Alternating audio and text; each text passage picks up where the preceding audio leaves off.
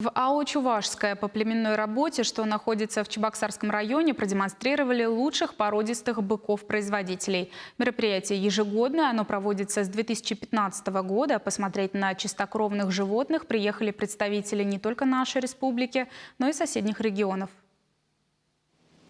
Чувашское племпредприятие представило 11 высокоценных быков. Большинство из них галштинской породы и эксклюзив этого года – айрширская. Мне очень понравились быки, красивые, ухоженные, но особенно понравилась айрширская порода, потому что вот жирномолочные, состав белка высокий. Всего на племпредприятии 24 быка. Есть и животные отечественной и зарубежной селекции, например, немецкого и голландского происхождения. У каждого своя родословная с мировыми лидерами породы. За высокоценными быками уход соответствующий, тщательно сбалансированный рацион кормления и активный мацион. Мы перевели их на беспривязную форму содержания, находясь постоянно в движении, функциональные способности их, как и качество семени, активность семени при этом улучшается. Сегодня на племпредприятии имеется более 600 тысяч доз спермопродукции. Есть своя лаборатория, где семя быков проходят полный цикл технологического контроля. Предприятие обслуживает более 300 хозяйств. Активно сотрудничает с организациями из других регионов Мариэл и Ульяновской области.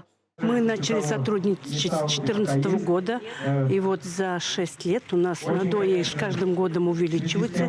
Если мы за 2019 год получили на фуражную корову 7062 литра, то ожидаемое у нас на 2020 год уже 7500 килограммов на корову. Правительство республики поощряет тех, кто делает упор на выращивание племенных животных, выделяет средства на их содержание, а также субсидирует покупку племенного молодняка и семени быков. Так в регионе удалось увеличить долю племенного поголовья до 42%. При тех же самых затратах на содержание коров, да, мы от племенной коровы получаем отдачи больше, чем от обычной. Это очевидно. Поэтому выгоднее держать племенной скот. В ближайшее время в предприятии «Чувашская» ожидается поступление 6 импортных бычков с высокой племенной ценностью. Вероника Павлова, Вадим Владимиров, Вести, Чувашия.